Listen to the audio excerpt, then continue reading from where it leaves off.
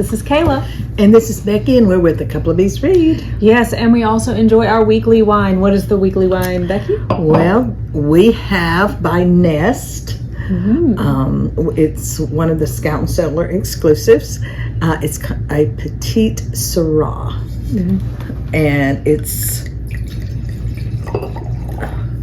I've read the description, so we'll see if we agree. I love the color. So red as purple. Boy, it smells wonderful. That is thick. Oh, it talked about a particular note that I was like, Is it coffee? No. Chocolate? No. What? Tobacco. What? I never would have guessed that. Never would have guessed it. Because it's got like, there's this aftertaste that's almost sweet. Okay, now, I don't like, I don't smoke or anything like that. But someone that has a really good cigar or pipe tobacco that has a certain fragrance or aroma to it, I can see what they're talking about. And my pa used to smoke a pipe, and I can get that, because if you're in a room with someone that smokes a pipe and you do inhale it, you will get an aftertaste in your own throat from the aroma of it. And I actually get that with this wine. So it's got that smoky aftertaste? Is that what they mean by smoky I think aftertaste? so. I think that's how I see it. But it's very dark, as you can see, and bold. Like super bold, rich. You can almost like chew it. Yeah, It's that bold. That is. Any guess of the fruits? Is there black cherry in this? Yeah, look at you. Okay. Blackberry, black plum, even violet, like the flower. I mean, I wish y'all could smell this.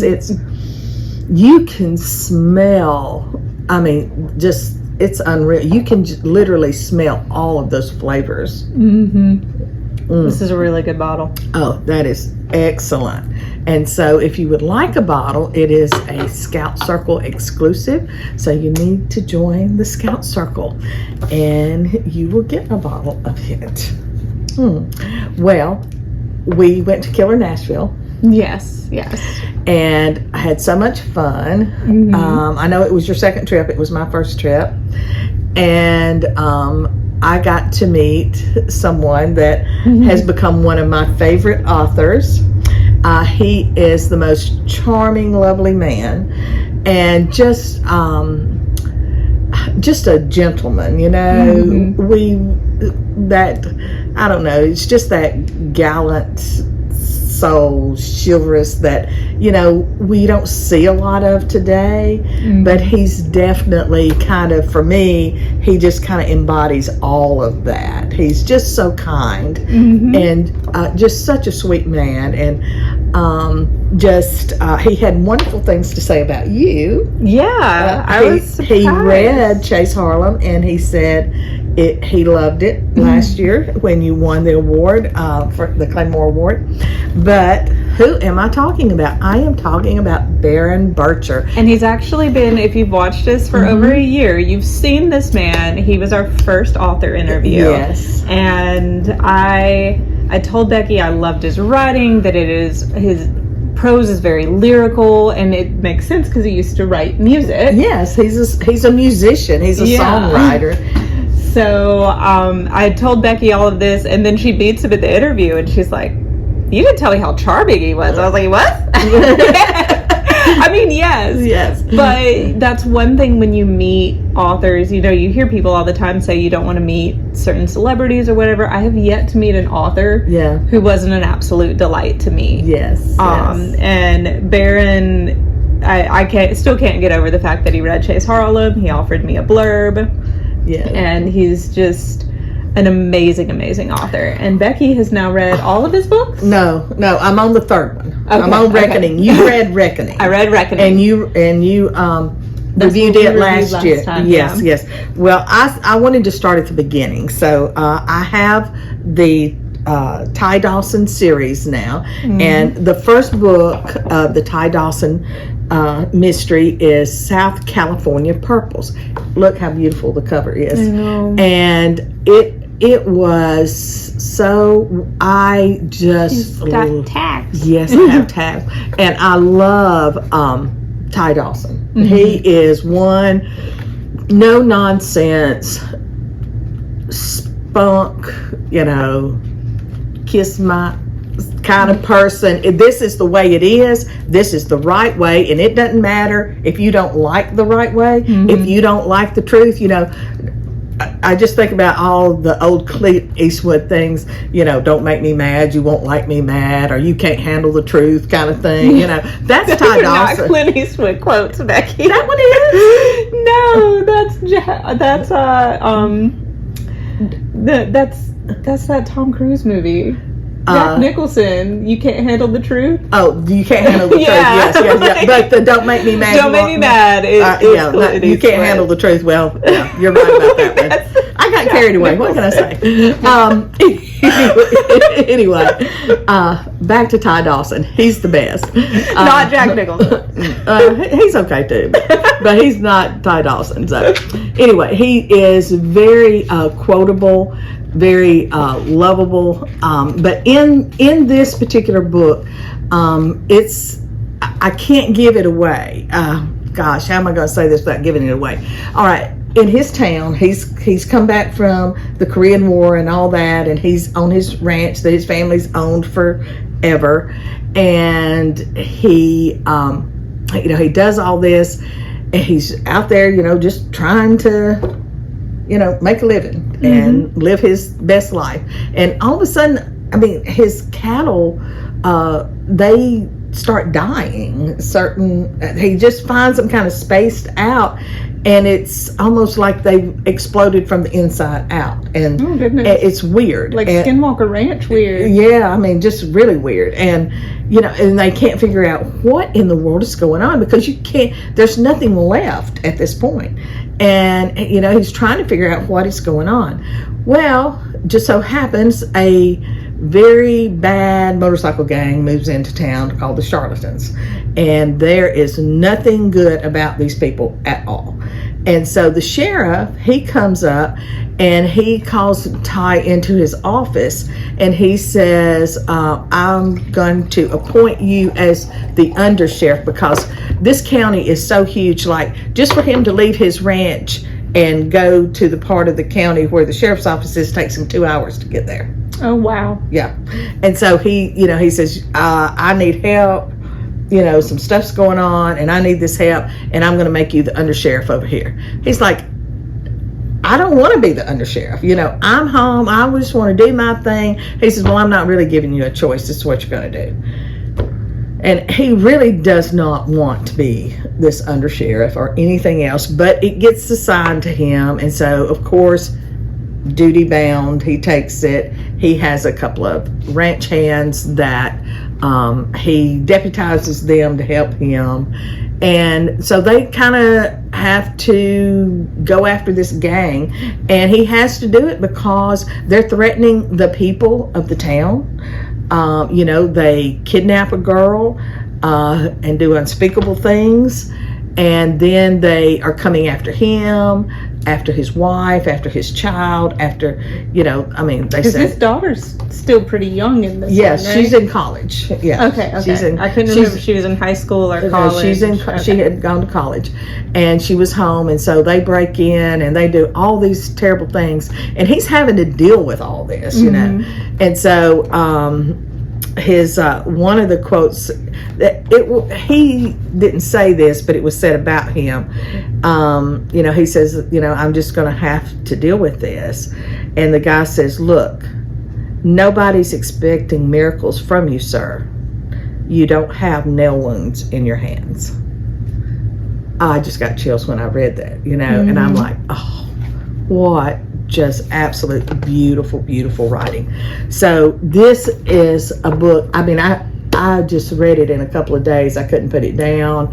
I needed to be doing some other things, and I was unable to do them because I wanted to finish the book, and it was excellent. So definitely a 5 stars.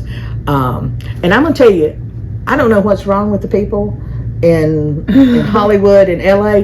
This should be a television series. This should be the new Yellowstone. Yes, are Justified, as you pointed out to me. I mean, think Justified. If you loved that show, this right here, I mean, hands down. And what I like about his writing is like his stories get pretty dark. Like people are doing vile and terrible things, horrible things.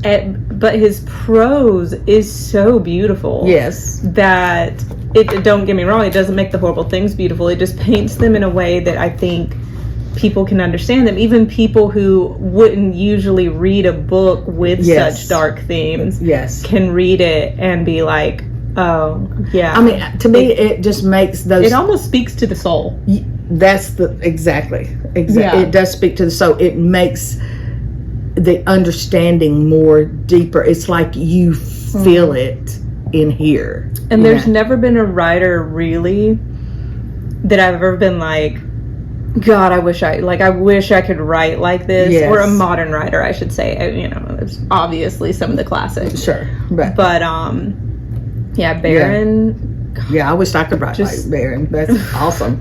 And while we're reviewing Baron's work, I put this one, I got through with this one and I picked this one up. Okay. A Fistful of Rain.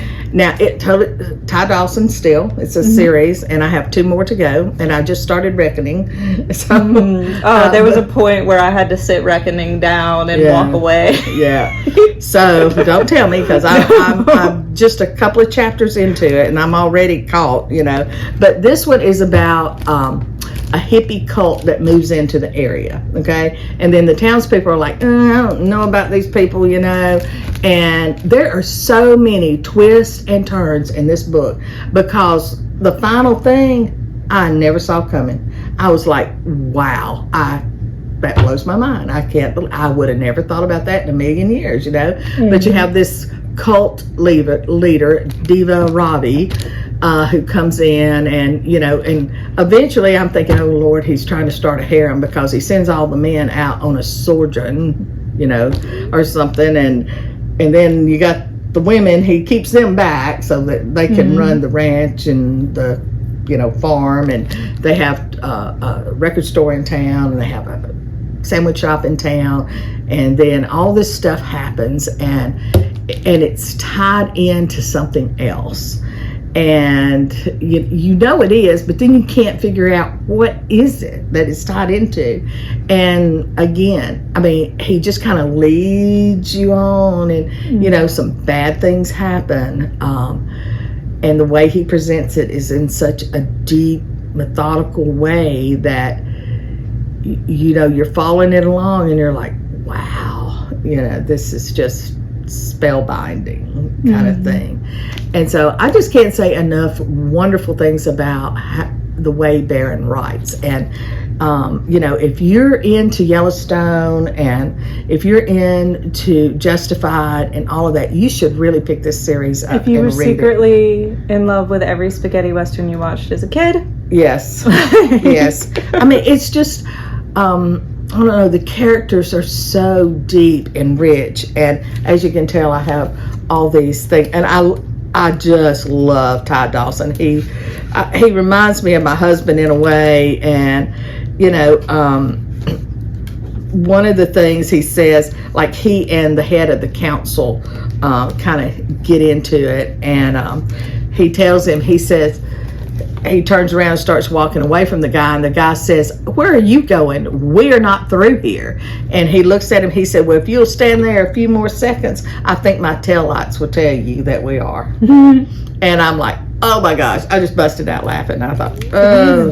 He reminds me of my grandfather. He's that man's man. And when we interviewed Baron Birtcher, he said that he's based off his dad. Yeah. So that's just, you know, a time where men were manly, but not like overbearing. Exactly. And here's another quote. It sounded like a unicorn ride to the moon. I think you might be conflating science fiction with scriptural doctrines. Yeah. He's talking to the Diva Robbie at that point, and I just laughed when I mean, he's, like I said, he's just so funny. Just in case my earlier point regarding the law was lost on you, I will repeat it in simpler terms. Life is hard. It's even harder if you're stupid. So staple that to your forehead so you don't forget it. I just love it. Said some of us grow up as kids believing there might be monsters lurking inside the closet or hiding in the dark beneath the bed, but that's not where you find monsters.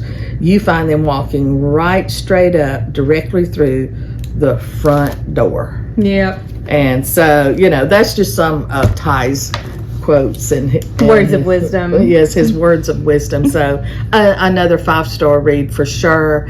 I'm sure Reckoning will. And I just got the newest one that just came out, Knife River. So I mean, I'm all into Baron Birtcher and Ty Dawson right now. So everything else has been pushed to the back. Pushed to the side. Oh, yes.